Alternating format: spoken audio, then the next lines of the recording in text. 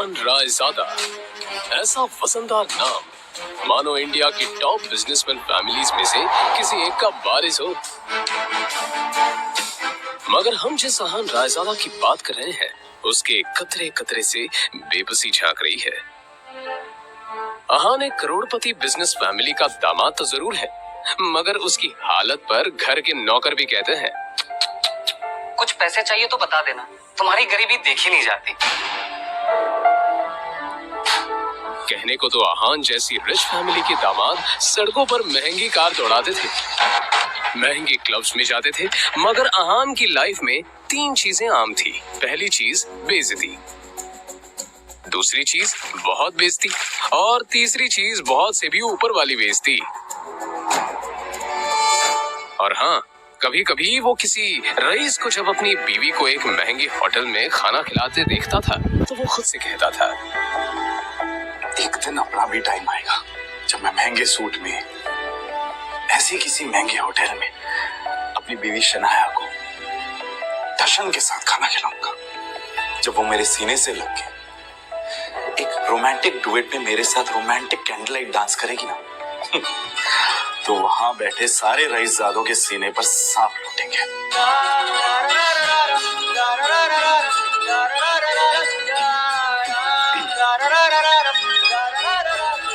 जरूर शनाया ने मोटिवेशन। अहान चौंक कर उठ खड़ा हुआ। मोबाइल स्क्रीन पर देखा तो शगुन का फोन था। अहान के सारे सपने छूमंतर हो गए। शगुन अहान की बीवी शनाया की कजिन थी, जो हमेशा ही अहान को नीचा दिखाने की कोशिश करती थी। मोबाइल की तरफ देखकर अहान ने बुरा सा मुंह बनाया और फिर कुछ सोचकर फोन उठा लिया। मेरे प्यारे जीजा जी, फोन नहीं उठाते आप?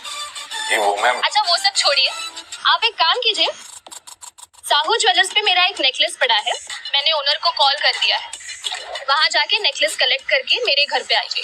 शगुन, मुझे बैंक जाना है और ये बैंक जाने का तेवर किसी और को दिखाइएगा जीजा जी। वैसे भी आपको हमारे फैमिली के टुकड़ों पर ही पलना है ना? तो जितना काम कहा जा रहा है उतना कीजिए। और हाँ, नेकलेस के साथ में ओनर आपको 30,000 रुपए भी देगा, वो लेकर मेरे घर पे आ जाइए और 30,000 रुपए में से 1 रुपया भी कम नहीं होना चाहिए, समझे ना? देखो शगुन, आज तक मैंने कभी चोरी नहीं की और दूसरी बात ये कि अगर मुझ पर इतना डाउट है तो किसी नौकर को भिजवा के करवा लो। क्या है ना, बहस करने की इजाजत आपको है नहीं, तो जितना काम कहा जा रहा है उतना कीजिए। 1 घंटे के अंदर नेकलेस और पैसे लेकर मेरे घर आ जाइए। और फिर से कह रही हूँ, 30,000 रुपए में से 1 भी रुपया कम नहीं होना चाहिए। बाय। अरे है दीदी को बुलाओ यार, है दीदी।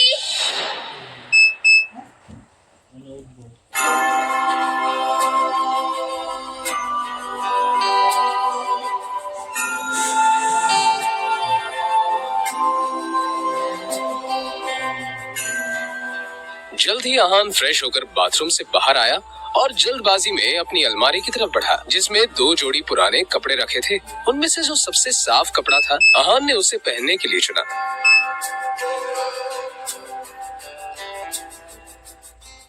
तैयार होकर वो बाहर निकला और जैसे ही सामने देखा तो उसकी सांस यामिनी गिल अपनी कुछ सहेलियों के साथ रमी पार्टी में व्यस्त थी। तभी यामिनी जी की एक सहेली ने अपने सैंडल की तरफ देखकर कहा, यामिनी, ये देखो ना, तुम्हारे यहाँ आते आते मेरा बेल्ट टूट गया चप्पल का, अब मैं घर कैसे जाऊंगी? इसमें टेंशन लेने वाली कौन सी बात है? तुम पार्टी एंजॉय करो, मैं नौकर से कह दूंगी, वो ठीक करवा कर लाएगा। ना ना, मैं नौकरों पे भरोसा नहीं करती, मेरी चप्पल महंगी है, तो एक बार टूट गई चप्पल तो मैं दोबारा पहनती नहीं। लेकिन क्या करूं, घर भी तो जाना है ना।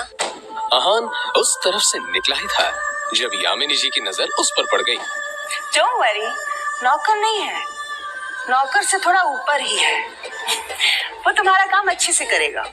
सुनो, ये चप्पल लो और इसे ठीक करा कर लाओ। तभी यामिनी जी की सहेली ने कहा, यामिनी, ये सब काम दामाद से अच्छा नहीं लगता। अरे तुम इतना टेंशन क्यों ले रही हो? वैसे भी ऐसे ये सब काम करने में बड़ा मजा आता है। तुम लोग को भी कोई काम हो तो बता देना। दामाद है तो क्या हुआ, चप्पल भी ठीक नहीं करा सकता? कुछ तो करे, वैसे भी कुछ करता धरता तो है नहीं। ये बातें सीधा आहान के दिल पर आकर लगी, मगर अब उसे ये सब हमेशा ही सुनने की आदत हो गई थी। उसे याद था कि आज उसका बर्थडे है, मगर ये सिर्फ उसे ही याद था, बाकी किसी को भी इससे कोई मतलब नहीं था। शगुन का काम करने जा रहा बहस मत करो, जो काम दिया है वो करके आओ। दामाद है तो दामाद की तरह रहो। भिखारी कहीं का, पता नहीं शनाया की जिंदगी में ऐसा क्या लिखा था कि तुम जैसा निठल्ला पति मिला है उसे। और अब यामिनी जी की सहेली ने आहान को उसकी टूटी हुई सैंडल की स्ट्रैप दिखाकर कहा, ये वाली चप्पल ठीक करना है, महंगी दुकान में ठीक करवाना, समझ में आया? कहते हुए उसने आहान का हाथ उठाकर सैंडल उसके हाथ में पकड़ा दिया।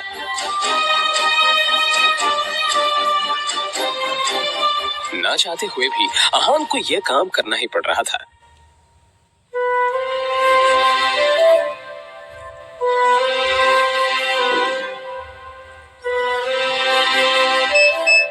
उसके मोबाइल पर उसकी बीवी शनाया ने मैसेज किया। ये मैसेज पढ़ते ही आहान के होठों पर एक स्माइल आ गई और उसकी पूरे दिन की टेंशन जैसे गायब ही हो गई। आज पहली बार शनाया ने उसे ऑफिस बुलाया था। एक वही तो थी उसकी जिंदगी में जिसकी मुस्कुराहट देखकर वो खुद को जिंदा रखता था। शनाया का चेहरा देखे बिना आहान को चैन नहीं मिलता था और उसके बस में होता तो शनाया की हर एक खुशी के लिए खुद को लाखों बार कुर्बान कर देता। रास्ते में आहान को एक फूलों की दुकान मिली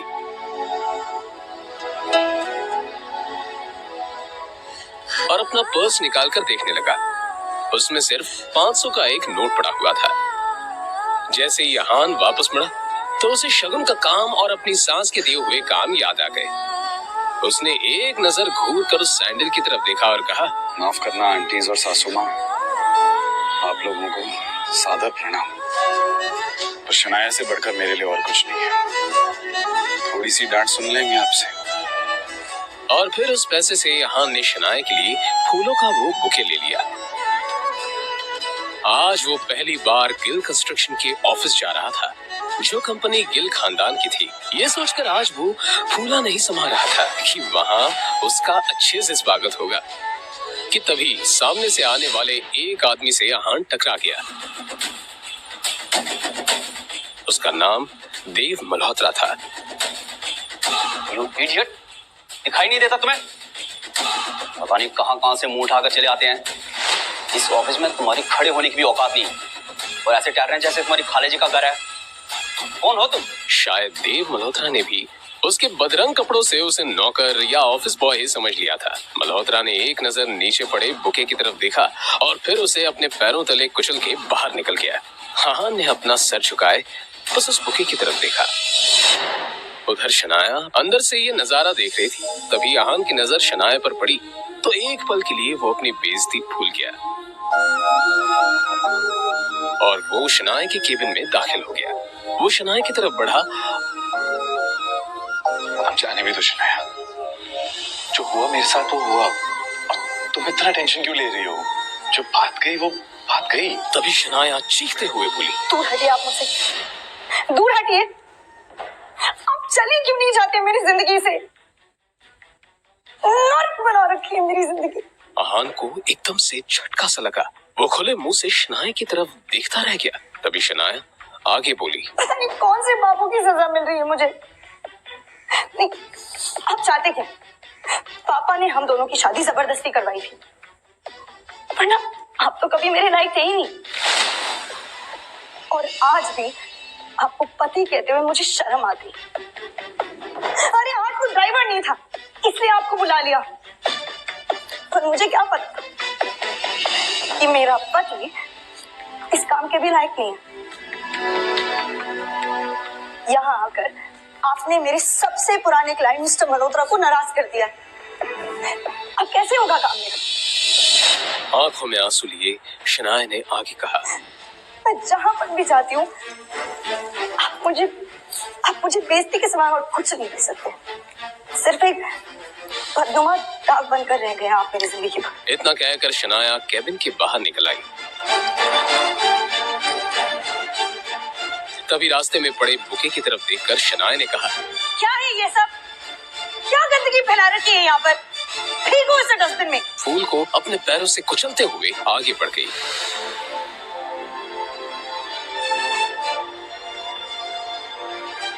मल्होत्रा अपनी कार में बैठा पहले से शनाया का इंतजार कर रहा था। फिर अहान के सामने ही शनाया अपने क्लाइंट मल्होत्रा की कार में बैठी और बिजनेस के सिलसिले में वहीं से जा चुकी थी। तभी अहान के सामने एक काली रंग की कार आकर रुकी, जिसमें से एक अधेड़ उम्र का शख्स बाहर निकला। अहान उसे देखते ही चौंक गया, क्योंकि उसकी यहाँ आने की उम्मीद अहान को बिल्कुल नहीं थी। वो आदमी अहान के सामने आकर बोला, यंग मास्टर, एशिया की सबसे अमीर कंपनी और रायजादा ग्रुप के अरबों रुपए का बिजनेस एम्पायर आपका इंतजार कर रहा है। वक्त आ गया है कि आप आकर अपना बिजनेस संभाल लें। आखिर कौन है ये आदमी? अहान के साथ शनाया के इस बर्ताव का कारण क्या है? क्या है अहान की कहानी? जानने के लिए बने रहिए इस कहानी के साथ, सिर्फ और सिर्फ पॉकेट एफएम ऐप पर। अपने सामने खड़े आदमी को देखकर अहान गुस्से में नजर आने लगा।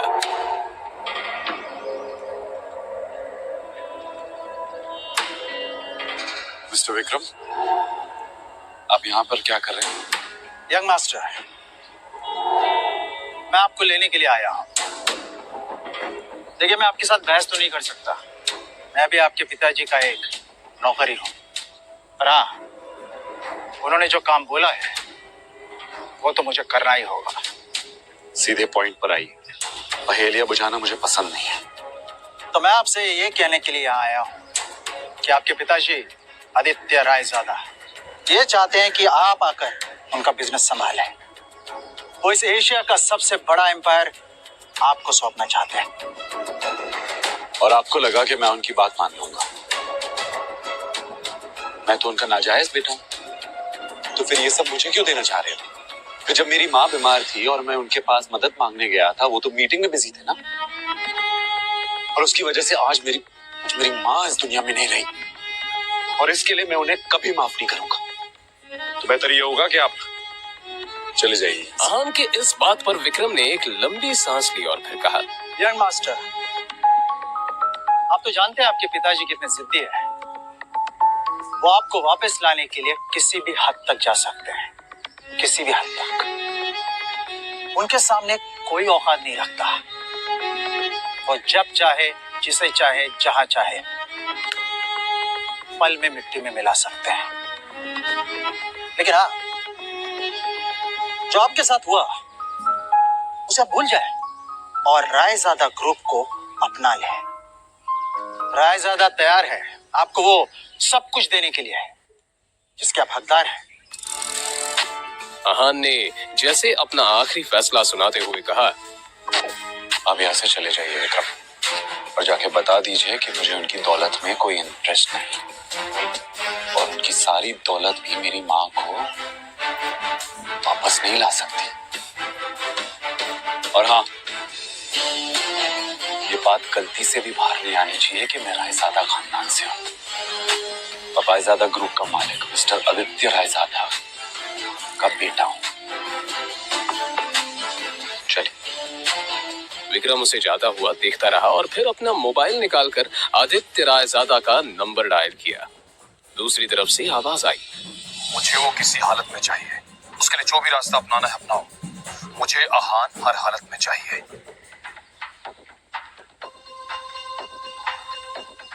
यंग मास्टर, आपको आना ही होगा। इधर अहान कुछ ही देर में अब अपने घर पहुंच चुका था। लगी घड़ी में देखा तो शाम के 7 बज चुके थे। अपने आसपास देखते हुए उसने कहा, तभी अचानक ही अहान का मोबाइल बज उठा। उसने स्क्रीन पर देखा तो यामिनी जी का फोन था। फोन उठाते ही दूसरी तरफ से आवाज आई, कहाँ थे तुम? हाँ, तुम्हें पता है ना, तुम्हारी वजह से मेरी सहेलियों के सामने मेरी कितनी बेइज्जती हुई है। और तुम्हारा फोन क्यों नहीं लग रहा है? हाँ, मैं अभी घर वापस आ गई हूँ। ये बताओ, तुम्हारा फोन क्यों नहीं लग रहा है? माँ जी, शनाया को लेने गया था, उसका फोन। तो फोन दो उसे, उसका फोन भी नहीं लग रहा है। माँ जी, शनाया तो मेरे साथ नहीं आई। पर अभी तो तुमने कहा कि तुम उसे लेने गए थे। हाँ, मगर वो अपने किसी क्लाइंट के साथ। अहान का इतना ही कहना था कि तभी यामिनी जी उस पर चिल्लाते हुए बोली, रात होने को आई है और तुम कह रहे हो कि वो किसी क्लाइंट के साथ है। तुमने कुछ गड़बड़ की होगी, इसलिए तुम्हारे साथ तो आई नहीं। अच्छे दामाद तो तुम बन नहीं पाए, कम से कम अच्छी पति तो बनो। तुम्हारे पास 1 घंटा है, किसी भी तरह शनाया को ढूंढकर इस घर में वापस लाओ। अहान ने शनाया का नंबर डायल किया तो वो नहीं लग रहा था। अब सच में उसे शनाया की फिक्र होने लगी थी। Come on, Shanaya, pick up the phone. वो लगातार शनाया को फोन लगाता रहा मगर उसका फोन नहीं लगा। अब परेशान होकर अहान बाहर निकला।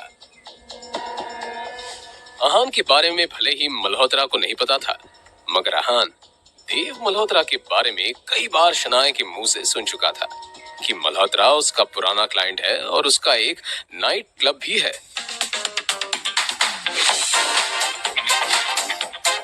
अंदर बेहद ही शोर शराबा था और लोग शराब पीकर नाच रहे थे।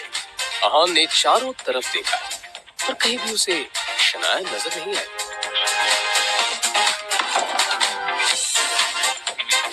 यहाँ तुम्हारी हिम्मत कैसे यहाँ आने की?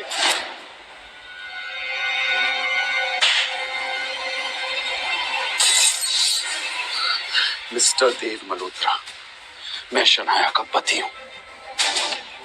जी तो कर रहा तुम्हें अभी के अभी जान से मार दूं। अब मेरे हाथ बंधे हुए हैं क्योंकि शनाया को तुम पर बहुत भरोसा है। अब तुम्हारे साथ क्या करना है ये शनाया ही डिसाइड करेगी। आउट।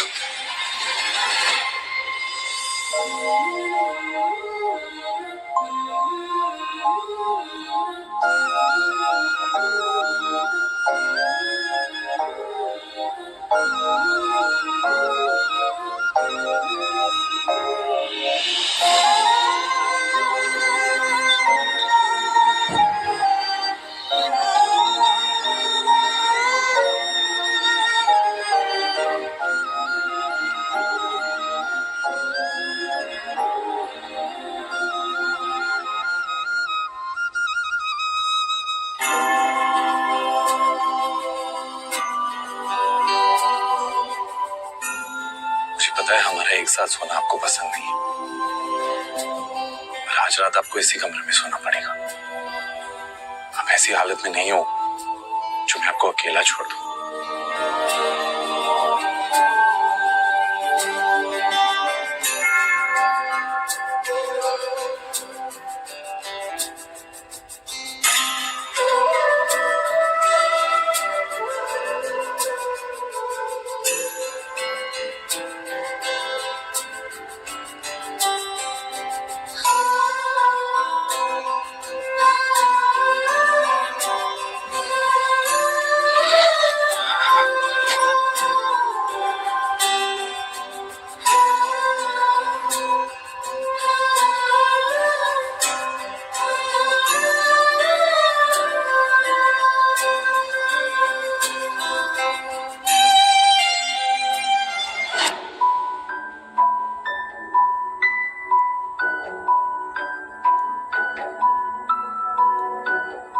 आपकी हिम्मत कैसे हुई मुझे अपने साथ सुलाने की?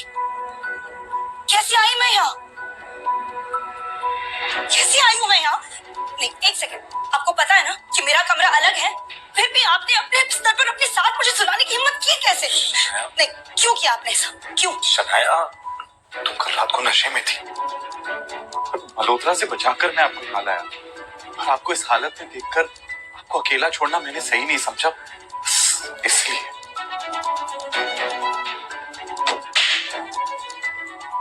अब शनाया को बीती रात की सारी घटना याद आ गई जब देव मल्होत्रा ने उसके ड्रिंक में कोई दवा मिला दी थी और फिर उसका फायदा उठाना चाहा था। मुझे याद आ गया कि मेरे साथ कल क्या हुआ था।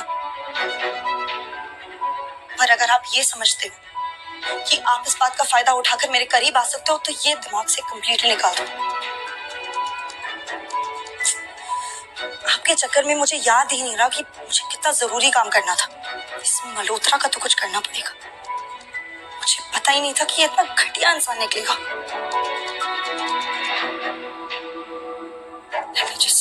कहते हुए शनाया ने अपना लैपटॉप खोला और ईमेल चेक करने लगी, तभी उसे सामने जो दिखा उससे शनाया एकदम से शॉक्ड हो गई।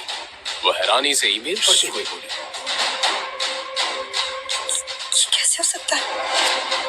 इस ऑफिसर ने मेरे ड्रीम प्रोजेक्ट को अप्रूव करने से मना कर दिया। तभी अचानक ही शनाया का मोबाइल बजने लगा।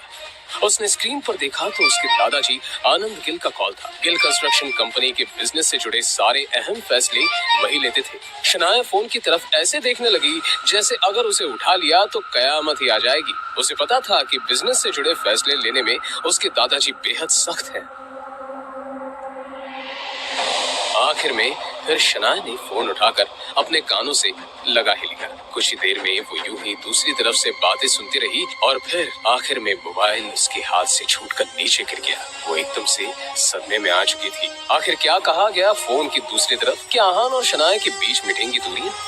जानने के लिए बने रहिए इस कहानी के साथ, सिर्फ और सिर्फ पॉकेट FM ऐप पर।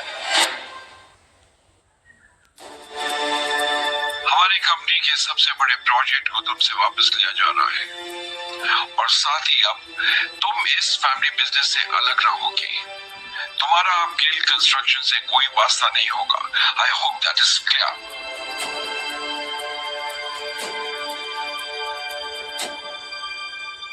अब ये सब जो कुछ भी है मेरी सरदर्दी है और ये सब मैं खुद ही हैंडल कर लूंगी। इस एक मेल की वजह से मुझसे मेरा ड्रीम प्रोजेक्ट छीना गया। दादाजी ने कहा है कि वो मुझसे प्रोजेक्ट वापस ले रहे हैं और सिर्फ यही नहीं, मुझे कंपनी से भी बाहर किया जा रहा है। मगर ऐसा कैसे हो सकता है?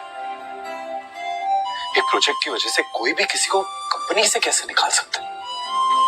और अगर अप्रूवल नहीं मिला, इसमें आपकी क्या गलती है? मैंने कहा ना कि मैं ये सब खुद हैंडल कर लूंगी। मुझे लगता है कि आपको एक बार दादाजी से मिलकर इस मामले में बात करनी चाहिए। इतना बड़ा फैसला फोन पर नहीं कर सकते। शनाया, दुनिया मुझे निकम्मा समझती है और शायद आप भी मुझे ऐसे ही समझते हैं। अब एक बार अपने इस निकम्मे पति को भी मौका देकर देख लो। ओह, तो आप अपने आप को बड़ा तीसमार खान समझते हैं ना? क्या कर लेंगे आप? मेरे साथ चलो और अपने दादाजी से बात करो।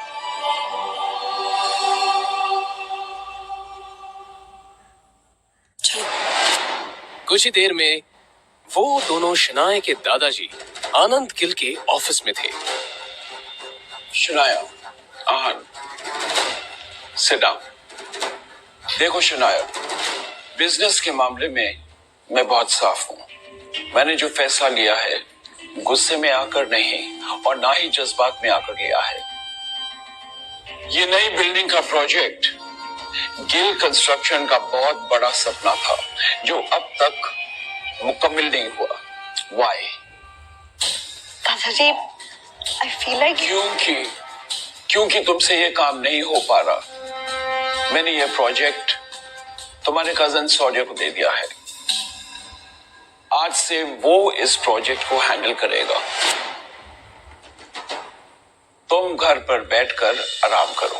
पर दादाजी, ये प्रोजेक्ट मेरा सपना है दादाजी। मुझे नहीं पता क्या कमी रह गई जो हमें अप्रूवल्स नहीं मिले, बट आई प्रॉमिस यू किसी भी हाल में मैं अप्रूवल्स लेके रहूंगी। दादाजी प्लीज, शौर्या को ये प्रोजेक्ट देने से पहले मुझे एक आखिरी मौका दीजिए प्लीज दादाजी। ठीक है, मगर ये काम आज ही होना चाहिए। I hope I am clear on that. जी दादाजी, एब्सोल्युटली।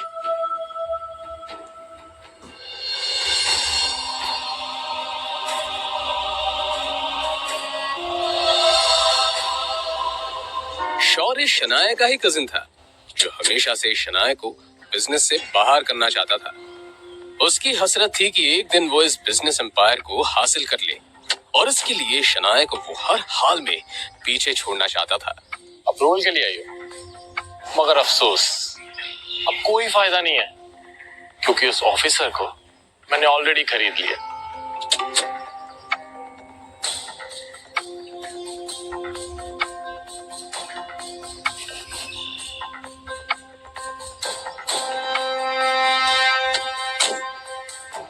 ऐसे तो बड़ी मस्ती कर रहे थे। मिस्टर सक्सेना,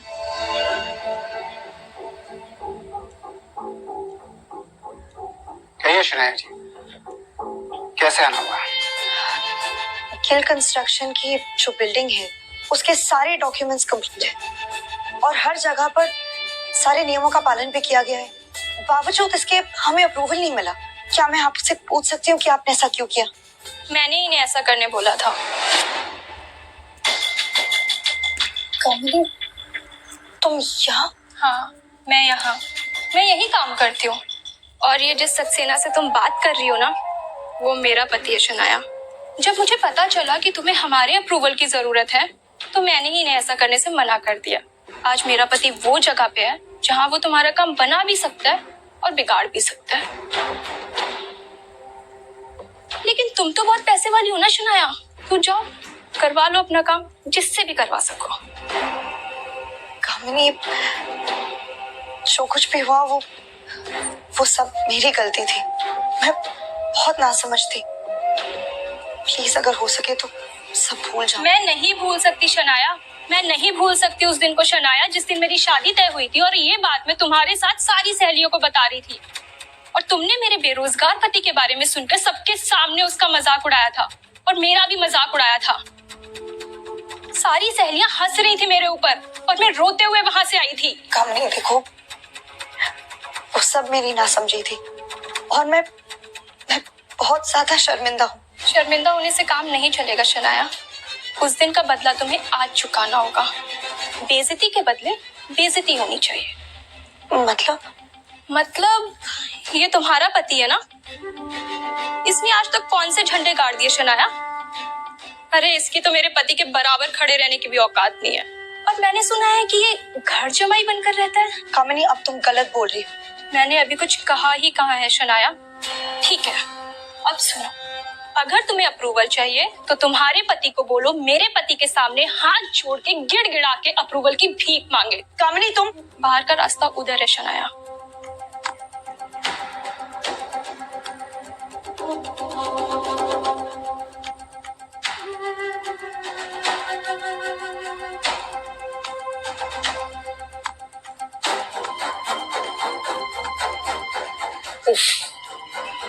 शायद काम हुआ नहीं।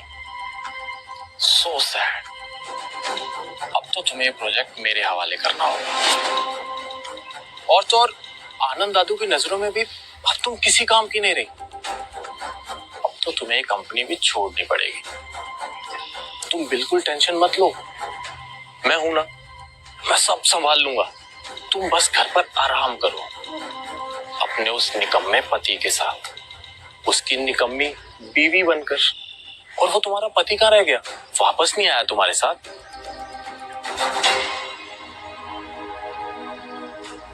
बाहर से शीशे के उस पार क्या हो रहा है ये साफ दिख रहा था। और फिर शनाया ने जो देखा उससे तो शनाया को झटका सा लगा। अंदर अहान सारे स्टाफ के सामने गिड़गिड़ा रहा था, अप्रूवल की भीख मांग रहा था।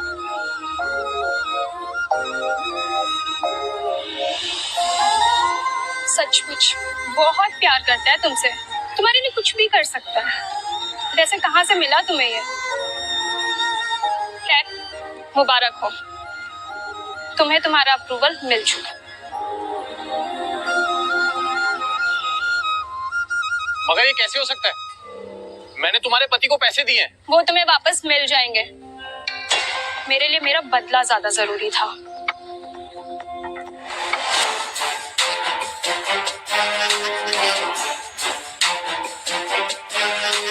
आप क्या समझते हैं खुद को? क्यों किया आपने ऐसा?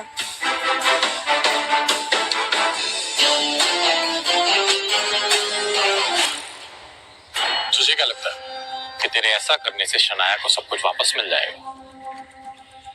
मैं इसे कहीं का नहीं छोड़ूंगा।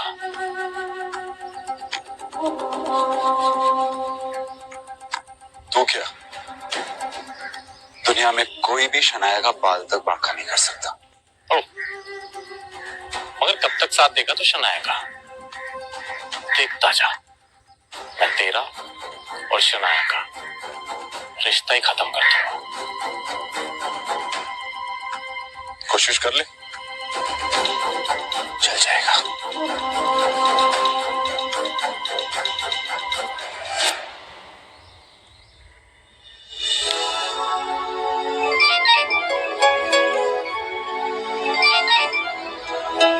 जी दादाजी। तुम्हारी कामयाबी की खुशी में हमने आज पुराने घर पर पार्टी रखी है। तुम आहान के साथ आ जाना। जी दादाजी, थैंक यू, हम आ जाएंगे।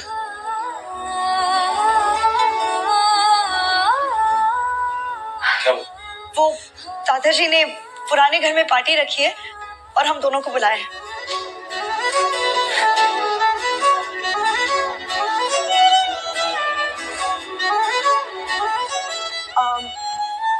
मेरा मतलब है कि पार्टी में बुलाया है, पर इसमें इतना खुश होने वाली बात ही नहीं है। उन्होंने कहा है कि आप सिर्फ हमें छोड़ने चलेंगे बस। आहान भी अंदर ही अंदर काफी खुश था, मगर उसने ये अपने चेहरे पर जाहिर नहीं होने दिया।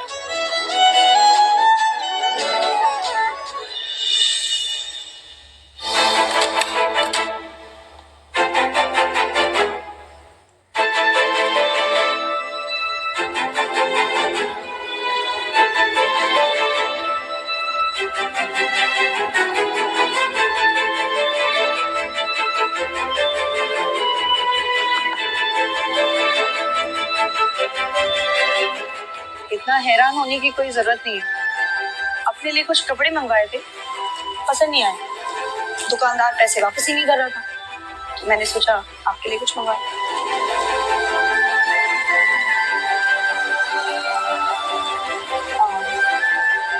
चलते हुए पहन लीजिए।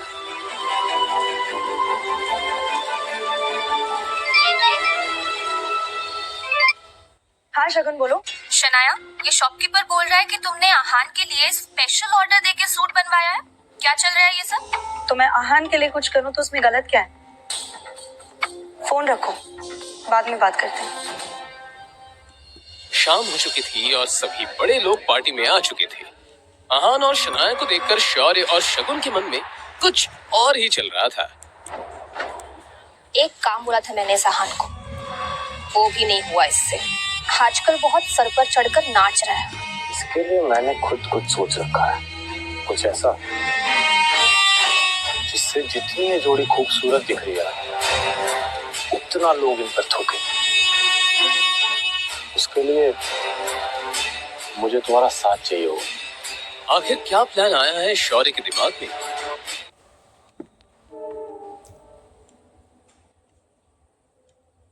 और शनाया की बेइज्जती भी हो जाए और गलती भी आहान की हो। शौर्य, ऐसा होगा कैसे?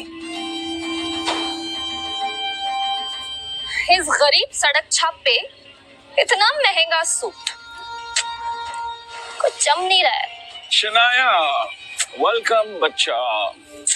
आहान, welcome to the party. Come, let's have a drink. आ जाओ।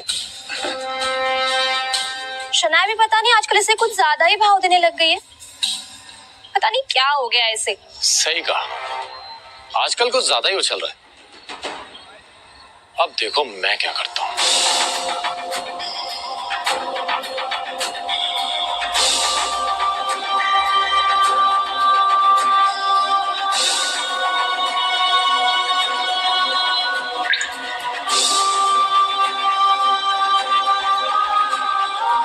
अरे आहान, आज ये सूट कहां से मारा? ओ, अब ये निकम्मा पति अपनी पत्नी के टुकड़ों पे पलने भी लगा है, वरना तुम्हारी इतनी औकात कहां कि तुम इतना महंगा सूट पहन सको। अरे जीजा जी, इसकी बातों का बुरा मत मानिए। अब आखिर जीजा जी घर जमाई है ना। अब घर जमाई तो अपने ससुराल के टुकड़ों पर ही पलता है ना? और आप अपनी पत्नी के पैसों पे ऐश कर रहे हो, तो इसमें गलत क्या है? अच्छा सॉरी, लेकिन शगुन, तुम्हें लगता है कि शनाया इससे प्यार करती है? तुम्हें ऐसा क्यों नहीं लगता? वो देखो, अपने पति को छोड़कर। हाँ, वो तो है। गौरव हमेशा से ही शनाया को पसंद करता था, मगर फिर उसकी शादी शगुन के साथ होगी।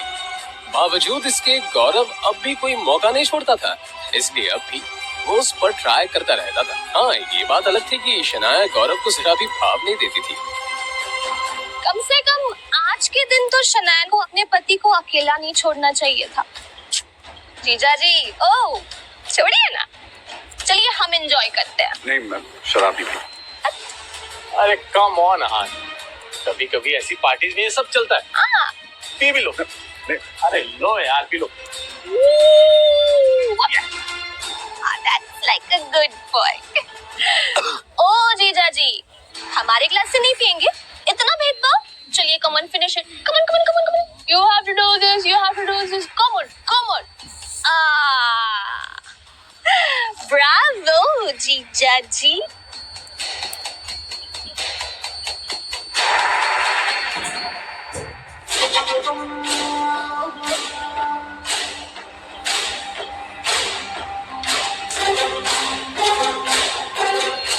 सुनिए सुनिए सुनिए, ये है हमारे घर के दामाद। इनमें बहुत सी खूबियां हैं और ये किस खानदान से है, इनका पेशा क्या है, आज ये सब बताएंगे कि इन्होंने क्या सोचकर हमसे रिश्ता जोड़ा। ओ, तो तुम दोनों ने इसीलिए मुझे शराब पिलाई। अब अगर इतनी जिज्ञासा हो ही रही है तो सुनो। साले साहब, पहले आपसे शुरू करते हैं।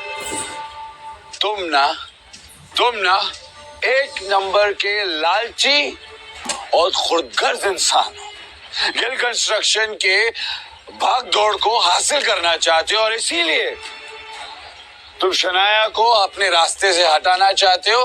अरे तुम तो हमारा रिश्ता भी तोड़ना चाहते हो। ये क्या बकवास कर रहे हो?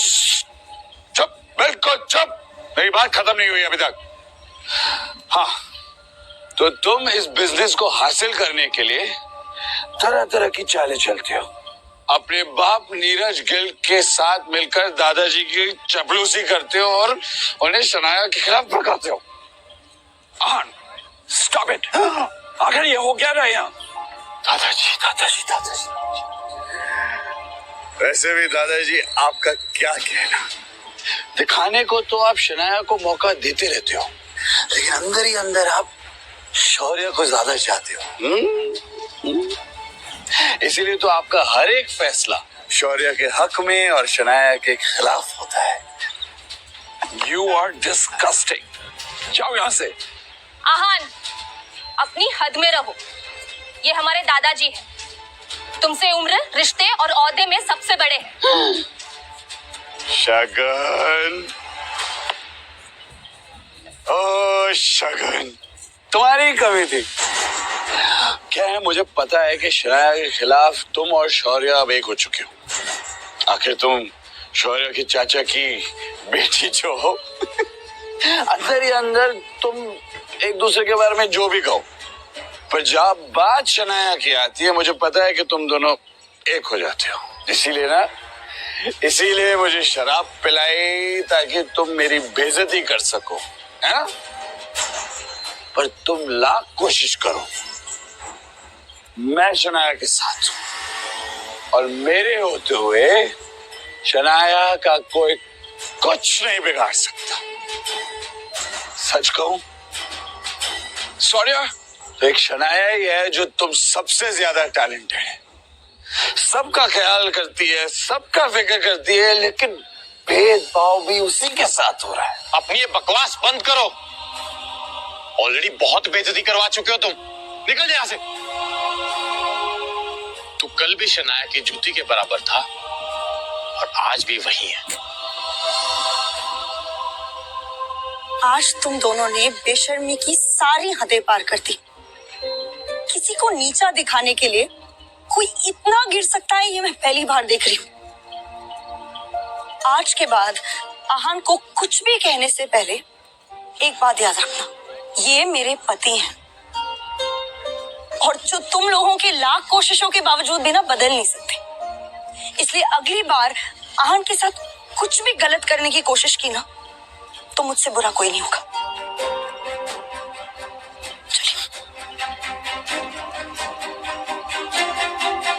ये सब क्या है शौर्य? ये आहान हमारे खानदान पर धब्बा बन चुका है आंटी। और ये शनाया, ये इसी के साथ रहना चाहती है। हाँ, लेकिन हम कर भी क्या सकते हैं? शनाया के पापा ने इस मुसीबत को हमारे गले बांध दिया है। कर सकते हैं, हम बहुत कुछ कर सकते हैं। अगर आप चाहें तो हम इनका रिश्ता भी खत्म कर सकते हैं। Really? मगर कैसे?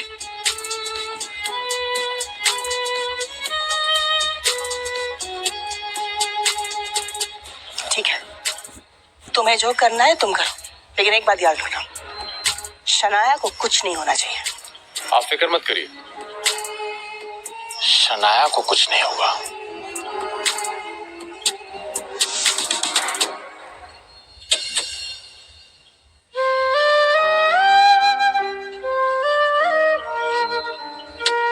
आज जो कुछ भी हुआ है उसे भड़काने में जरूर शौर्य और शगुन का हाथ है।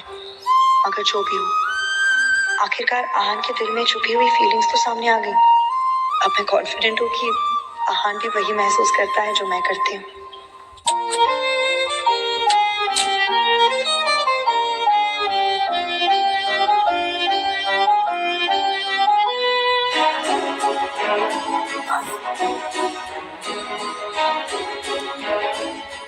मैं आपसे बहुत प्यार करता हूँ।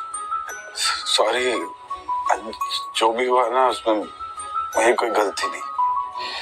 सब ना हमें अलग करना चाहते, मगर मैं ऐसा होने नहीं दूंगा। मैं आपके साथ रहूंगा, आपको कभी अकेला नहीं छोड़ूंगा।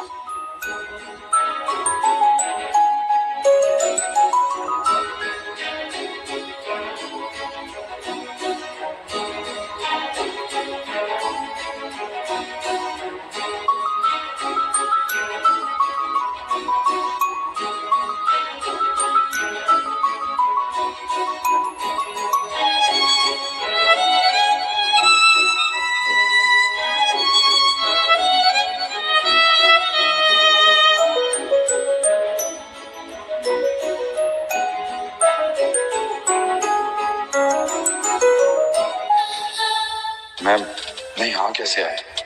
क्या हुआ मेरे साथ? कल रात को काफी ज्यादा हो गया था। अब मैं शनाया को कैसे फेस करूंगा? खैर, देखा जाएगा।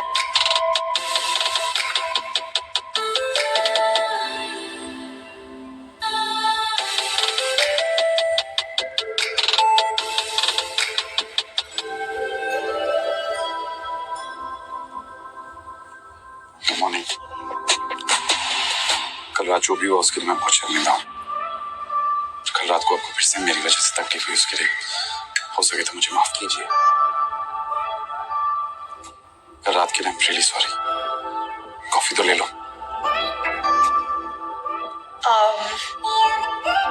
एक्चुअली वो मुझे फ्रेश होने जाना है, बहुत काम है, लौट कर पी लूंगी।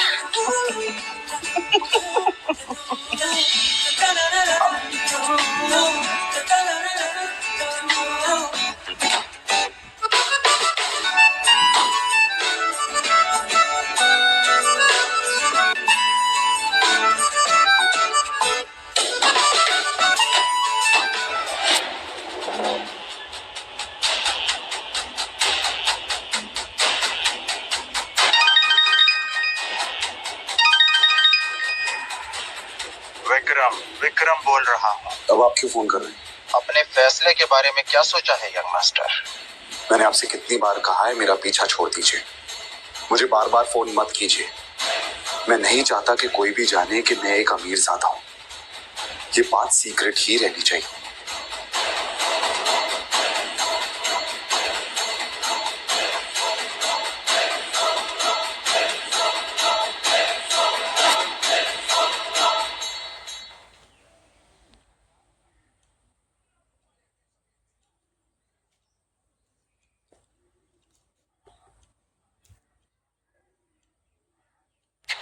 जानने के लिए बने रहिए इस कहानी के साथ, सिर्फ और सिर्फ पॉकेट एफएम ऐप पर।